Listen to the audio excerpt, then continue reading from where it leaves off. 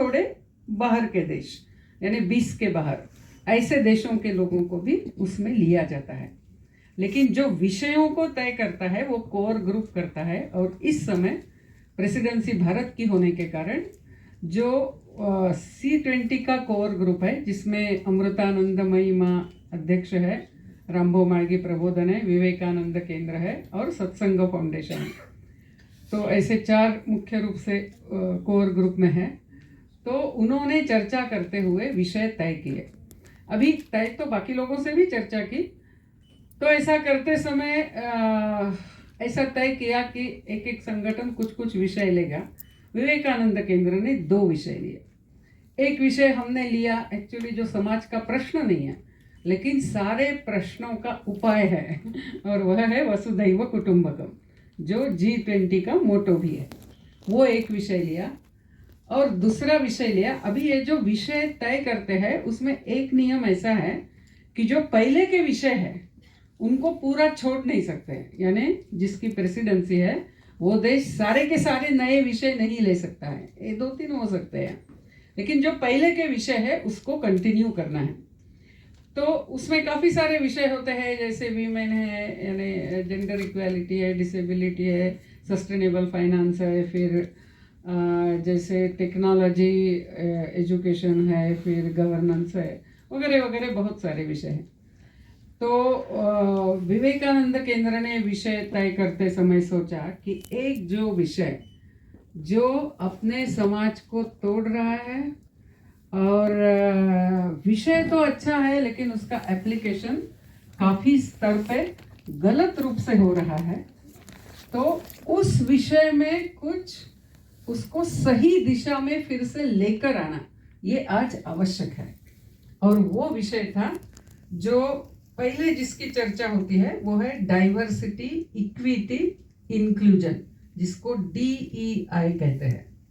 Diversity यानी विविधता, equity का मुझे एग्जैक्टली हिंदी शब्द पता नहीं, ये इक्वालिटी नहीं है, इक्वालिटी यानी समानता। इक्विटी यानी जैसे समझिए कि एक व्यक्ति यहाँ नीचे है और एक ऊपर है, अभी सबको समान स्तर पे लाना है, तो इसको हमने थोड़ा नीचे आधार देना पड़ेगा, तभी ये दोनों समान स्तर पे आएंगे। तो ये जो आधार देकर सबको समान लाने की बात है, ये इक्विटी है। और तीसरा है इंक्लूजन, यानी उनका समावेश होना है। तो बात तो बहुत अच्छी लगती है सुनने में, और विविधता की बात तो इसी देश ने की है, सिर्फ की है नहीं है, हमने विविधता को समझा है, विविधता का रक्षण किया है। इसीलिए पूरे विश्व में यदि विविधता देखनी है, चाहे देवी देवताओं की हो, परंपराओं की हो, भाषा की हो, खाने के प्रकार हो, या समाज के अनेक स्तर हो, इन सारी विविधताओं को जो स्थान मिला है ये इस भारतीय समाज में निश्चित है। हमने कभी लोगों को एक्सटर्मिनेट नहीं किया, आप हमसे अलग है तो हम आपको समाप्त कर देंगे काट के मार के, ऐसा इस देश ने नहीं किया, या निकाल देना ऐसा भी नहीं किया। तो इसीलिए इतनी विविधता है, भगवान की भी इतनी विविधता है, इतने नाम है, इतने रूप है।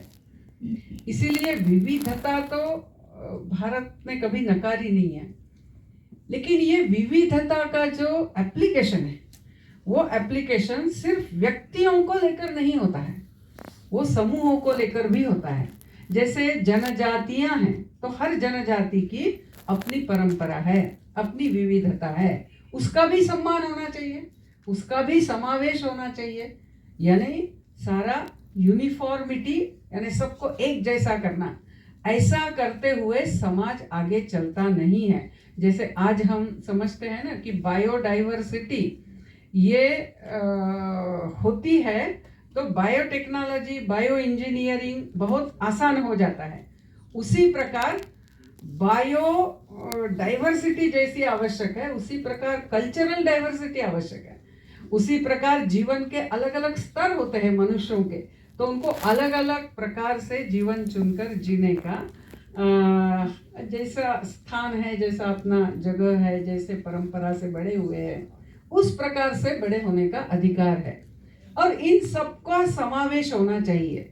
इक्विटी भी है, यदि सही अर्थ से समावेश होना है तो इक्विटी उसमें निहित है। इसीलिए हमने इक्विटी को इस टाइटल में डाला नहीं, लेकिन हमने और एक टाइटल इस टाइटल में और एक शब्द को जोड़ा कि सही रूप से डाइवर्सिटी का प्रोटेक्शन होता है, यानी डाइवर्सिटी यानी विविधता सही रूप से रह सकती है, उसका संरक्षण होता है यदि परस्पर सम्मान है। तो परस्पर सम्मान नहीं है, म्यूचुअल रिस्पेक्ट नहीं है, तो फिर ये डाइवर्सिटी की रक्षा यानी विविधता का रक्षण नहीं हो सकता है।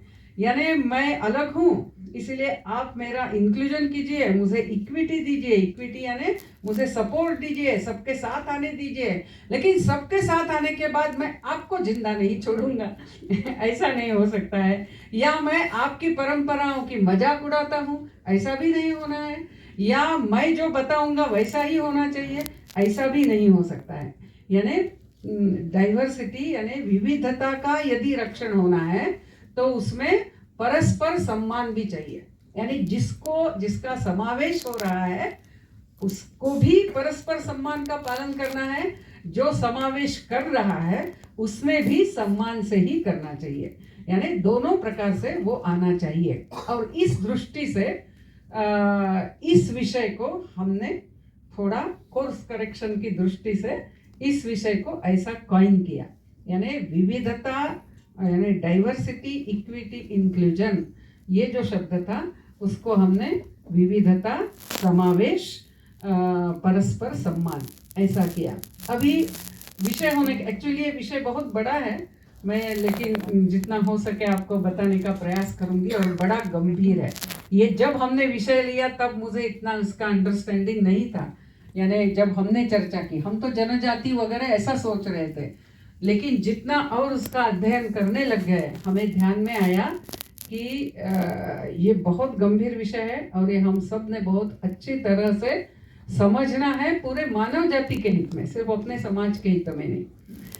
तो जैसे विषय लेते हैं तो उस विषय में यानी सही रूप से उसके ऊपर चिंतन हो, इसीलिए उसमें कुछ सब थीम करते हैं, यानी एक एक सब थीम के ऊपर फिर अलग अलग प्रकार से भी सेमिनार होते हैं या चर्चा होती है, चर्चा ग्रुप होते हैं, या कुछ लोगों को उसका काम दिया जाता है। तो हमने इस विषय में 5 सब थीम लिए हैं, यानी सब टॉपिक को क्या कहते हैं, उपविषय लिए हैं, 5 उपविषय लिए हैं। तो जैसे पहला विषय ऐसा है कि जो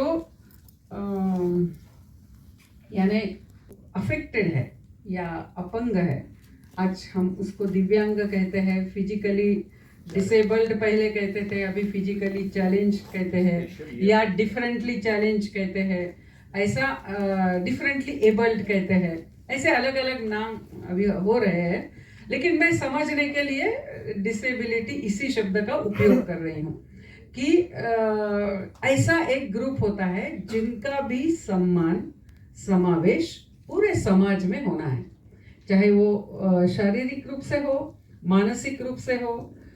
और इसको लेते समय जब हम अध्ययन करने लगे हमें लगा कि इस ग्रुप में कोई सोशली डिसेबल भी होते हैं। जैसे समझिए कि जम्मू कश्मीर से जो पंडित जिनको अपने ही इससे निष्कासित होना पड़ा अपने ही स्थान से, तो वो भी इसमें आते हैं क्योंकि उनको अपना स्थान नहीं है। वो आज भी ऐसे बहुत लोग हैं कि जो कैंप्स में ही रहते हैं, ये एक है। दूसरा, हम और जब अलग अलग एनजीओ से इंटरेक्शन करने लगे तो हमें और एक ग्रुप ध्यान में आया, वह था जो बच्चे जन्म से ही HIV जन्म लेते हैं, क्योंकि वो एड्स के माँ को एड्स था और माँ गर्भवती हुई, वो बच्चा HIV के साथ जन्म लेता है, तो उसको कभी कभी फेंक देते हैं। जिस एक एनजीओ के साथ बात कर रही थी वो बता रही थी कि एक बच्ची तो हमें ऐसी मिली कि जिसको कुत्ते ने आधा नोच दिया है। फिर हम उस बच्ची को लेकर आए, सब ठीक किया, और वो बच्ची अभी आज भी उनके यहाँ है। फिर जब वो उनका ये चलाते हैं एनजीओ, तो उन्होंने किसी से वो बात कर रहे थे, यानी तो उन्होंने बोला आप क्यों चिंता करते हैं, ये HIV बच्चे हैं, मरना ही है एक दिन, तो आप क्यों ध्यान देते हैं। तो बोले ऐसे भी दुर्दैव से हमें कभी कभी सुनना पड़ता है। तो इन बच्चों को ना हॉस्पिटल में स्थान मिलता है, ना उनको डेंटल ट्रीटमेंट करनी है तो कोई तैयार नहीं होता है। ऐसी तो ये भी एक सोशली डिसेबल्ड की कैटेगरी में आता है, क्योंकि HIV बच्चों का बता नहीं सकते हैं कि ये कितने दिन जिएंगे। पूरा जीवन भी जी सकते हैं या बीच में भी जा सकते हैं। जैसे उन्होंने कुछ HIV बच्चों के ही बीच में फिर उन्होंने विवाह कराया जो बड़े हो गए, अभी उनको जो बच्चा हुआ वो नॉर्मल है, वो HIV अफेक्टेड नहीं है। तो ऐसे वो बहुत सारी बातें बता रहे थे। तो यानी समाज में ऐसे बहुत सारे सेक्टर्स है जिनको भी जीने का अधिकार है, जिनको हमने सम्मान से समाज में रखना है। ये एक विषय, ये अपने में ही काफी बड़ा विषय है, इसीलिए C20 के जो 14 विषय पहले थे, फिर बाद में 15 हुए, और आज हमने और एक विषय ऐड किया है जो डिसेबिलिटी का एक सेपरेट ग्रुप ही बना दिया है। इसीलिए फिर हमने ज्यादा इस विषय पे फोकस करना कम किया। फिर जो दूसरी सब थीम ली है जो मैं आपको बता रही थी, सबसे डेंजरस वाली वो है, और वो जो है वह जो आजकल हम सुन रहे हैं LGBTQ, वो कैटेगरी है। यानी डाइवर्सिटी शब्द का, विविधता शब्द का उन्होंने ऐसा उपयोग कर दिया है कि मेरा जेंडर अलग है। इसमें ऐसा है कि जन्मतः यानी आपका शारीरिक रूप से आपका लिंग कौन सा है, आप स्त्रीलिंगी हो सकते हैं, पुरुष लिंगी हो सकते हैं, तो वो एक बात है। और मुझे क्या लगता है वो दूसरी बात है, उसको वो जेंडर कहते हैं। तो ऐसा मैं हूँ तो मुझे समाज ने स्वीकार करना चाहिए, मैं जैसा हूँ ऐसा स्वीकार करना चाहिए। और एक्चुअली ये बहुत ज़्यादा हमने अपने देश में हमने इसके ऊपर दुर्भागी लोग हैं कि जिनका जैसे आप जानते हैं ना कि XX और XY ऐसे क्रोमोसोम से पुरुष या स्त्री निश्चित होता है, लेकिन इनके शरीर में ऐसा होता नहीं है। यानी ये मिक्स्ड होते हैं। मिक्स्ड होने के कारण बहुत बार परिवार यदि बाहर से भी मिक्स्ड है, यानी शारीरिक रूप से अंदर से भी होते हैं, कभी बाहर एक होते हैं अंदर एक होते हैं, यानी गर्भाशय है लेकिन बाहर से लड़का दिखता है, ऐसी सारी इनकी मिक्स्ड शारीरिक रचना होती है। ऐसा होने के कारण, लेकिन कभी बाहर से भी ऐसा है, मिक्स्ड है, तो परिवार उनको रखना नहीं चाहता है और परिवार उनको घर से निकाल देते हैं। एक तो बहुत छोटे होते हैं तो ऑपरेशन करा देते हैं, ध्यान में न लेते हुए कि एक्चुअली क्या, और ऑपरेशन से कोई उपयोग नहीं होता है। दूसरा ऐसा है कि बाहर से ध्यान में नहीं आ रहा है, लेकिन जब वो 15-16 यानी टीन एज में आते हैं तब ध्यान में आता है, तब उनको घर से निकाल देते हैं। और ये जो होते हैं ये ऐसे लोगों के हाथ में आ जाते हैं जिसको साउथ में जमात कहते हैं, महाराष्ट्र में गुरु परंपरा कहते हैं, ऐसे हर जगह उसका अलग नाम है। तो वो उनकी भी एक अपनी कम्युनिटी है, वो उनको अपने साथ लेते हैं।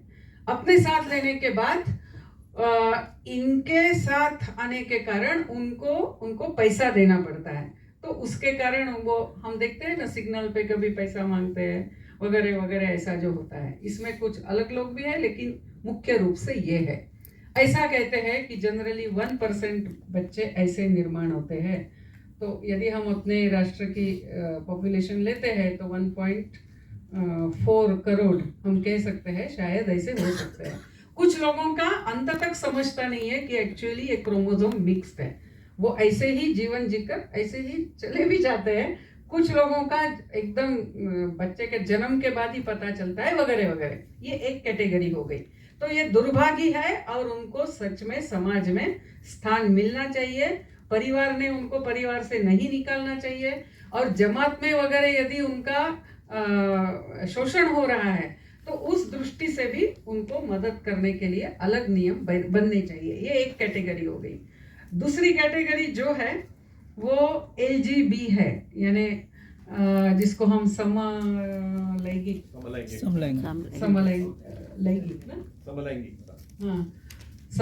कहते हैं, यानी होमोसेक्सुअल जो है, ये हम कह सकते हैं ये निसर्ग का क्या कहेंगे, एक अपघात है, अपघात एबरेशन है।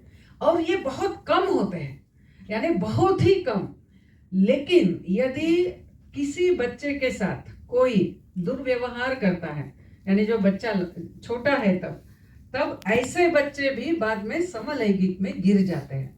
इसीलिए बच्चों का प्रोटेक्शन करना बहुत आवश्यक होता है। तो ये एक कैटेगरी है। अभी आपने सुना ना, ये हुआ था कि हमारा भी हिंदू मैरिज विवाह लॉ में हमारा भी विवाह इंक्लूड होना चाहिए। अभी सच में इनको करना है वो कर सकते हैं, लेकिन इनका नियम अलग होना चाहिए। वो हिंदू विवाह पद्धति में नहीं आ सकते, लेकिन वो जानबूझ के हिंदू विवाह पद्धति में स्थान मांग रहे हैं। इसका मतलब ही कहीं तो भी हेतु ठीक नहीं है। तो ये एक कैटेगरी हो गई। ये बहुत बड़ा जाल है।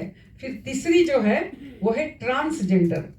ट्रांसजेंडर जो है ये ऐसे है कि वो है तो लड़का पूरे शरीर से, यानी क्रोमोसोम की कोई गड़बड़ नहीं है, मानसिक गड़बड़ है, मेंटली इल है, और इसीलिए वो कहता है मैं लड़का नहीं मैं लड़की हूं, और ऐसा वो कहता है। और अमेरिका में इसमें कमर्शियलाइजेशन आ गया, क्योंकि ये विषय है, ये G20 देशों का होता है, सारे देशों का, और ये यूरोप देश और अमेरिका में इसकी बहुत बड़ी समस्या खड़ी हो गई है। छोटे केजी के बच्चों को कहते हैं कि तुम्हारा प्रोनाउन क्या है तय करो, यानी प्रोनाउन यानी सर्वनाम, हाँ सर्वनाम, यानी जैसे अंग्रेजी में ही शी इट ऐसा होता है ना, तो इन्होंने अनेक प्रकार के सर्वनाम कर दिए हैं, दे इट हर टर भर क्या क्या क्या क्या है। तो मैं ऐसा हूँ। तो जब पहली बार मैं बता रही, मुझे लगा था ये सिर्फ अमेरिका की बीमारी है, ये अमेरिका की नहीं है। C20 के पहले ही ये विषय मुझे पता चला। एक अपने देश की बहुत अच्छी यूनिवर्सिटी, सपोज टू बी अपने भारतीय विचारों को ले जाने वाली यूनिवर्सिटी में जेंडर स्टडीज का कोर्स शुरू करने वाले थे, और वो प्रोफेसर ने मुझे बताया कि मुझे किसी ने बताया दीदी आपको एक बार कोर्स दिखाना है, आप आपका ओपिनियन दीजिए। मैंने कहा भेजिए। फिर जब मैंने ये सारे पुस्तक और ऑथर उनका इंटरनेट सर्च करना शुरू किया, मैं कंफ्यूज हो गई। तब तक मुझे सिर्फ 3 जेंडर है लगता था, ठीक है। फिर मैंने इंटरनेट में पूछा कि जेंडर्स कितने हैं, तो इंटरनेट ने मुझे तब बताया 52 जेंडर्स। और फिर बाद में और कुछ महीने बाद जब मैंने पूछा तो 100 के ऊपर भी, यानी मैडनेस है।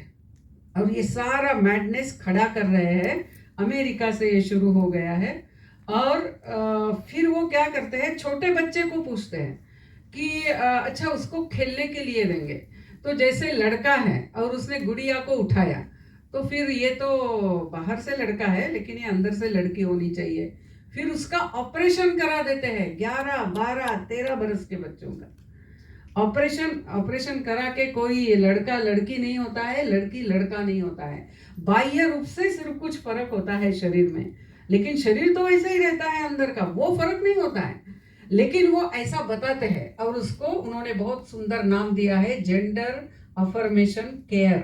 हाँ, वो अफर्म करते हैं, यानी तय करते हैं, हाँ हाँ आपका जेंडर अलग हो सकता है, लेकिन उसमें लाइफ लॉन्ग हार्मोन्स लेने पड़ते हैं उन बच्चों को, और बहुत बार ऑपरेशन भी गलत जाता है। फिर ये बच्चा जब बड़ा होता है उसको लगता है कि नहीं, अरे मैं तो लड़का ही था, मैंने क्यों ये ऑपरेशन किया, लेकिन बाद में वो कुछ नहीं कर सकता है। ऐसे डी ट्रांजिशन करने वाले बच्चों की विदारक कहानियां अमेरिका में शुरू हो गई। तो अभी जो आने वाला अमेरिका का इलेक्शन होगा, उसमें जो प्रयास कर रहे हैं उसमें एक डी शांतिस करके है, वो फ्लोरिडा के गवर्नर है। फिर एक विवेक रामास्वामी है, एक्चुअली इंडियन है, settled born and brought up there.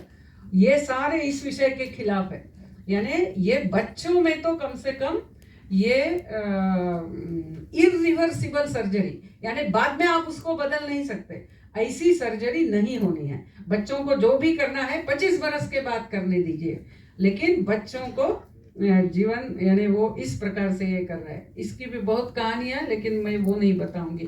फिर चौथी कैटेगरी, अभी कुछ दिन पहले आपने पढ़ा होगा ना, Tata institute of social sciences का एक कार्यक्रम था, पढ़ा था क्या किसी ने, फोटो देखा होगा।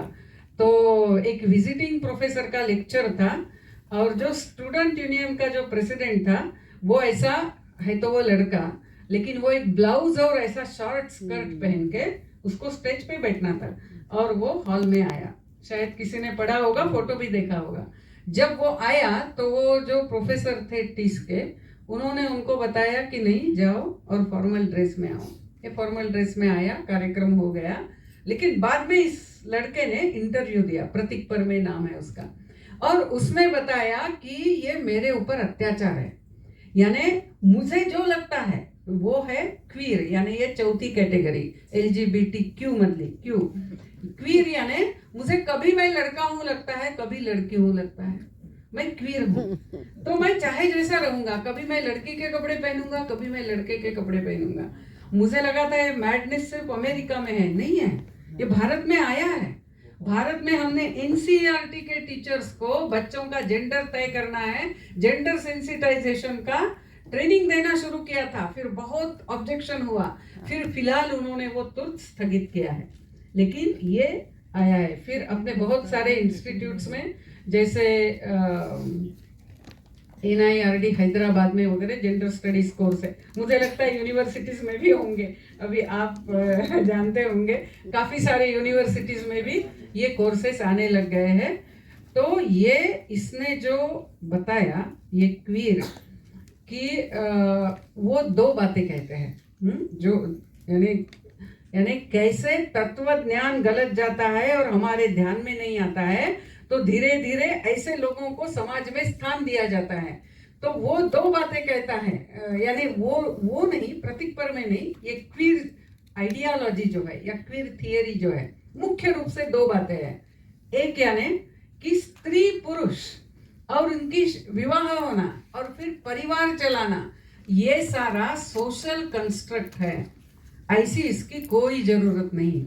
ये सारा जो सिस्टम है ये हम जैसे लोगों के ऊपर अत्याचार करने के लिए बनाई गई है, यानी ये परिवार के खिलाफ है, एक बात, ठीक है।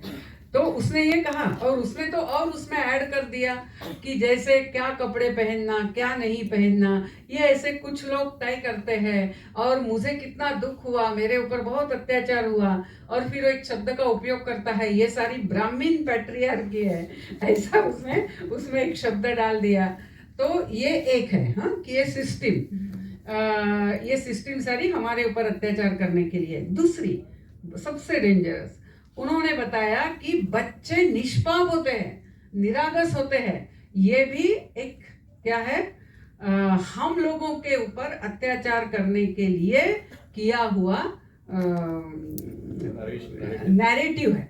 बच्चे निष्पाप वगैरह नहीं होते हैं, बच्चों को सेक्स नहीं चाहिए ऐसा आप कौन है तय करने वाले, और इसीलिए ये एज ऑफ कंसेंट जो होता है वो गलत है और उसको रिपील करना चाहिए, और बच्चों को भी बच्चा जो चाहता है वो करने देना चाहिए। ये बच्चे के अधिकार का हम हनन कर रहे हैं, ऐसा सारा नियम लाकर, ऐसे बोलने वाले ये क्वीर। अभी आप क्वीर है तो नहीं चलेगा, आपको पूरे समाज को क्वीर करना है।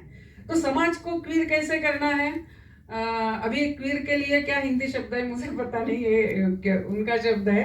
तो पूरे समाज को क्वीर कैसे करना है, तो प्रैक्सिस का उपयोग करना है। प्रैक्सिस का उपयोग करना यानी क्या करना कि don't follow the norms in the society, समाज के व्यवहार के जो नीति नियम है उसका पालन ही नहीं करना। इसीलिए प्रतीक पर में ऐसे कपड़े पहन के फॉर्मल फंक्शन में स्टेज पर बैठने के लिए आता है। या उसने जो इंटरव्यू दिया उसमें भी क्या कपड़े पहने हैं आप बाद में देख सकते हैं। तो ऐसा हर एक कोई करेगा, यानी हर क्वीर का ये दायित्व होता है कि उसने पूरे सारे समाज को क्वीर बनाना है। अभी हमें लगता है ये कुछ मैड कैप लोग बोल रहे हैं, ऐसा नहीं है। अमेरिका की पूरी एस्टैब्लिशमेंट इस विषय को सपोर्ट करने वाली है, और इसीलिए उन्होंने बाकी देशों में भी इसको वो प्रमोट करते हैं। और दुर्दैव से अभी रिसेंटली यूनाइटेड नेशंस के इस पे भी वेबसाइट पे एक आर्टिकल आया कि ये बच्चों का इनोसेंस जो हम कहते हैं सच में ये ऐसा रखना है या ये एज ऑफ कंसेंट बिल निकाल देना है, बिकॉज इट इज ऑप्रेसिव ऐसा करते हुए।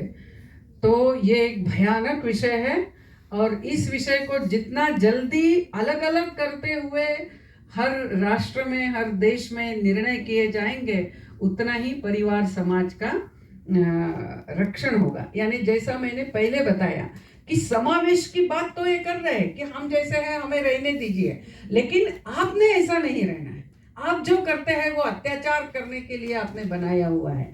तो ये जो है इसमें परस्पर सम्मान नहीं है। तो ये दूसरा विषय लिया, सब थीम, उपविषय।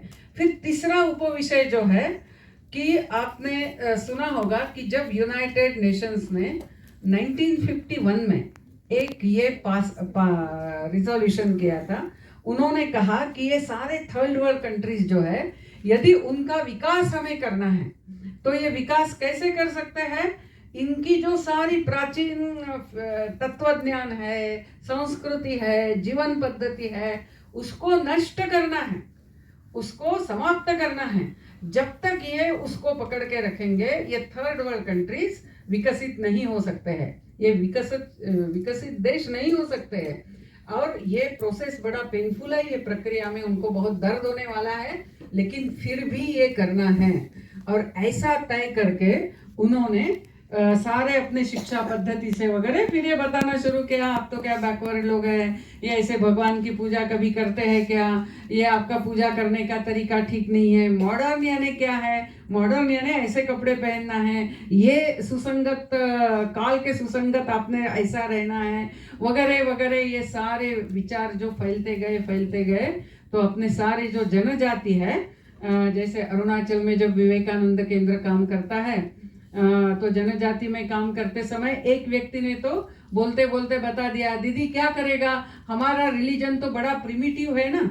मैंने कहा किसने बताया आपको आपका रिलीजन प्रिमिटिव है? हम ईश्वर को सर्वत्र देखने वाले हैं, ये रिलीजन प्रिमिटिव कैसे हो सकता है? फिर वो थोड़ा ये हो गया। फिर मैंने उसको समझाया, लेकिन हमें ऐसा बताया गया कि हम बैकवर्ड है, हमारा ये ठीक नहीं है, वो ठीक नहीं है, और ये जनजातियों का जो कॉन्फिडेंस है वो चला गया। लेकिन एक्चुअली देखा जाए तो पर्यावरण का जो संरक्षण है, ये अपने जनजाति की जो प्रैक्टिसेस है, सांस्कृतिक कल्चरल प्रैक्टिसेस, वही उसका रक्षण कर सकती है। ऐसा ही नहीं तो जिसको आज हम सोशल कैपिटल करके बात करते हैं, जिसके कारण जो आर्थिक विकास है वो सस्टेनेबल रह सकता है यदि सोशल कैपिटल है तो। लेकिन ये सोशल कैपिटल नहीं है तो आर्थिक विकास सस्टेनेबल नहीं रह सकता है, जो आज हम पश्चिम के देशों की स्थिति देख रहे हैं। ब्रिटेन तो ऑलरेडी गया बीता हो गया है और एक एक देश उस लाइन में जा रहे हैं। तो ये सोशल कैपिटल भी कम्युनिटीज में, अपने जनजाति में काफी अच्छी मात्रा में है।